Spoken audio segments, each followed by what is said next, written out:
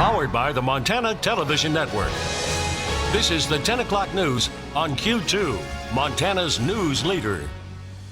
Good evening, everyone. Thanks for joining us this Wednesday. I'm Jeanelle Slade. And I'm Russ Riesinger. Tonight, an update on a disturbing Montana crime that killed 2 and drastically altered the lives of 2 others after a Missoula gunman opened fire. There are still so many questions about what happened that night in March when the suspect shot 3 people in Missoula and later Highway Patrol Trooper Wade Palmer near Evero. And while we don't know all the details or the why until this case goes to court, but we do know tonight how one of the survivors is doing 4 months later. MTN's Jill Valley sits down with 28-year-old Casey Blanchard for his first interview since that shooting and brings us a story of healing and hope. Whoa. Every day, Casey Blanchard gets better at maneuvering his wheelchair around his Stevensville home. And every day, he gets a little bit stronger. So if I do this, you can't feel that. And that is a miracle. It was last March when a gunman shot him 8 times, the bullets shattering bones and organs. Damage that's left Casey unable to walk. So far, he's had 11 surgeries, with more to come to remove shrapnel. As the bullets were hitting you, were you aware that that's what was happening, and did it hurt, or were you just... Yeah, it was, it felt like taking 1,000 wasps and getting hit in the face, per se, or getting stung a million times. That's kind of what it felt like. The attack last March killed his friend, Shelley Hayes. It critically wounded his mother, Julie Blanchard. Later that night, the suspect shot and critically wounded Highway Patrol Trooper Wade Palmer. Casey can't discuss certain things about that night. This case is still under investigation. But he remembers the moments after he was shot, waiting for help. More or less just thinking about the kids and wife and staring at the stars. That's about it. And then the paramedics picked me up.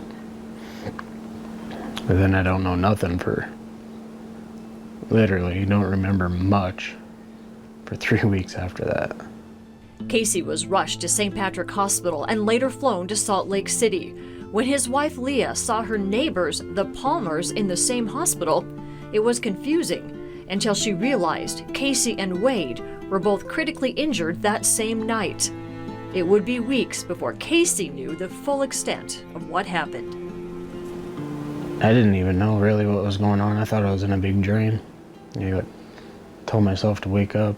They would have to tell every nurse coming on shift not to say anything, because they didn't want him to decline. Gotcha. And finally he was started asking questions like, where are the other 2? What happened? Where's my mom? And the nurses were kind of the ones that said, I think it's time you tell him. He's asking a lot of questions.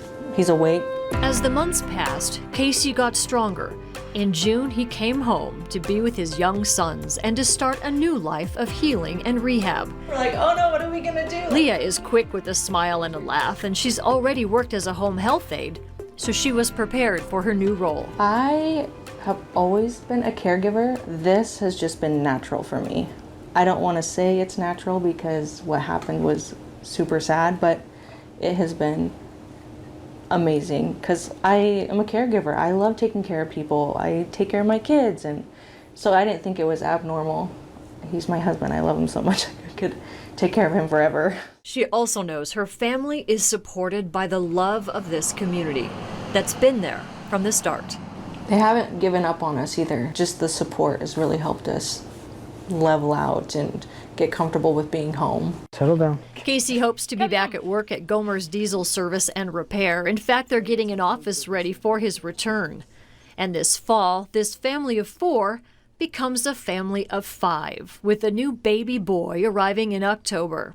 Time will tell the extent of Casey's paralysis, but no matter what, he's ready for his future. If you could take me 10 years or so into the future, what do you think you'll be doing? How do you think you'll be? What will you be doing?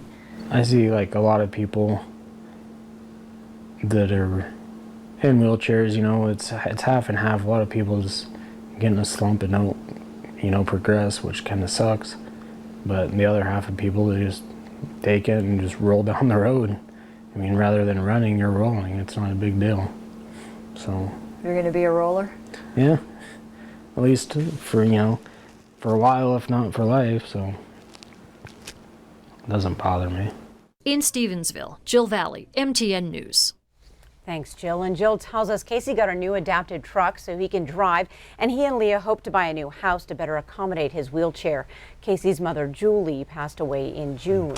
Trooper Palmer continues his recovery in Missoula after he suffered gunshot wounds to the head and neck. The suspect in the case remains behind bars. Another crash on Highway 312 east of Billings this afternoon claims the life of a local woman and sends 2 others to the hospital, one of which was critically injured. 4 people were involved in that 2-vehicle crash between an SUV and a Hyundai.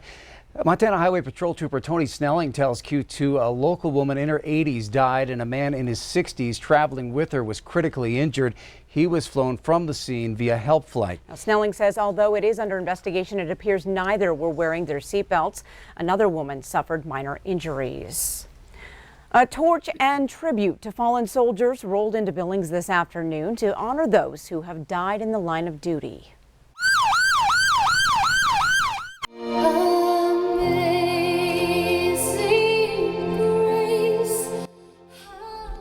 This is the 10th anniversary of the Tribute to Fallen Soldiers Memorial Torch motorcycle ride. Now, the group, based in Oregon, is on a 22-day, 4,000-mile trip across the country to honor fallen soldiers and bring families together through awareness. Now, today in Billings, they remembered Army Captain Darian Johnson, who died on May 4th, 2018. His wife tells us today's remembrance was therapeutic. The kids often ask, do people remember that Daddy died? And so when there's shows of support like this, we can all feel the support and know that people remember and they haven't forgotten, which is really important for myself and for my children. You can see from the tears on Carrie's face and her 2 children how special it is for total strangers to show up in a neighborhood like this and hug on them and love on them and let them know that their dad and her husband has not been forgotten. It's priceless. The riders will honor 65 service members this year as they travel through 17 states and are scheduled to be at Arlington National Cemetery on August 4th. Democratic candidate for the U.S. House, Kathleen Williams, met with her supporters here in Billings tonight. She says her run in 2016 has boosted her support. Q2's David J. has more from the Williams campaign tonight. David? Well, Jeanelle, Russ, Kathleen Williams says winning the Democrat primary in 2016 has helped her in this campaign. With Representative Greg Gianforte running for governor, she says she has the best name recognition in the race. Williams held a meet and greet tonight with potential constituents. She's been in town the last 2 days talking with other groups. Williams says voters around Montana talk about 3 issues: health care, opportunity, and protecting the outdoor heritage. She says her 3 terms in the state legislature will help her in Washington. The value that I hold of being a true representative, which is being rooted in the hopes, struggles, and dreams of my district, and in this case it's the entire state, that's who we need to send to Congress. People that are going for the right reason, to be a public servant, that put people over party and policy over politics. And I think there's some there, but we need more. And Kathleen Williams says there are commonalities in Congress, even between parties, and she says she has been able to work on a variety of issues, priorities, and interests. Russ, Jeanelle? All right, thanks so much, David. Well, a day after the House voted to condemn President Trump for offensive tweets, a Democratic-born resolution to impeach him went nowhere. Democrats and Republicans joined together to quickly kill the motion 364-5. It was spawned by Texas Representative Al Green's belief that the president needs to be punished for controversial tweets about 4 congresswomen of color. House Speaker Nancy Pelosi came out publicly against impeachment, now saying 6 different committees are dedicated to the president and any potential wrongdoings. The president weighed in tonight at a rally in North Carolina, calling the vote a victory and the end of discussion. Well, as the Democratic presidential candidates take the stage a second time to square off in debate, Montana Governor Steve Bullock will join them. That announcement late this afternoon from the Democratic National Committee, which says Governor Bullock will be among the 20 presidential candidates in Detroit on July 30th and 31st. In fact, Bullock will be the only change in the debate field. from the first event in Miami last month. He's replacing California Representative Eric Swalwell, who dropped out of the race earlier this month. Bullock missed the cut for the first debate in June. In a statement, Bullock said he's excited to add his voice to the next debate and hopes to be talking about affordable health care, quality public schools, and an economy that works for everyone. A drawing Thursday night will determine which night Bullock and the other candidates will appear. It is a problem that is hitting Montana and Yellowstone County hard, taking a toll in a number of different ways, none of them positive. The Substance Abuse Connect Coalition that was formed earlier this year wrapped up 2 days of talks aimed at finding some solutions to some of the problems caused by substance abuse and making changes in the way the community responds. The coalition consists of dozens of people working in substance abuse, mental health, law enforcement, as well as other local leaders. The project director says there's been an uptick in crime, hospital admissions, as well as child abuse and neglect, all related to the meth epidemic. The point of that is to create a community plan to really get a hold of this issue. We want to drastically reduce drug-related crime and addiction and all the associated consequences in Billings. We know that substance abuse is the 10th leading cause of death for us. People are dying literally because of this problem. Children are growing up in homes where substance use is normalized. 1 in 5 youth say they know somebody who's a dealer. We have a problem in our community. Yeah, some of those things are shocking. Lundgren says the coalition expects to have a community plan outlining doable priorities by December of this year.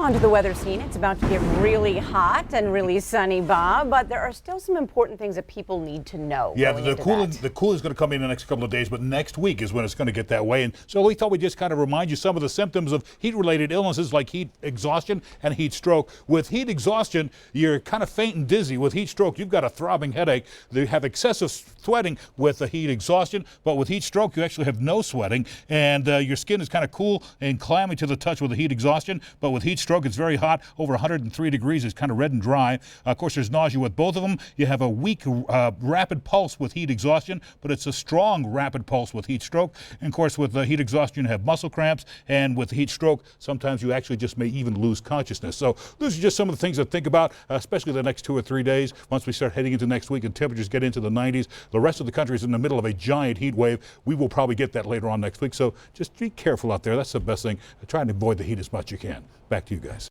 Good advice. Thanks, Bob. Well, if you knew him, former Billings School Superintendent Terry Bauck didn't stay retired for long, so that shouldn't surprise you. Less than 2 years since he stepped down from the top job at School District 2, the longtime educator is off on a new adventure half a world away. Q2's Jay Cohn brings us up to date. Former Billings School Superintendent Terry Bauck is broadening his horizons from the Magic City to Africa. In October, Bauck starts work for the U.S. State Department as the Regional Education Officer for all of the African continent.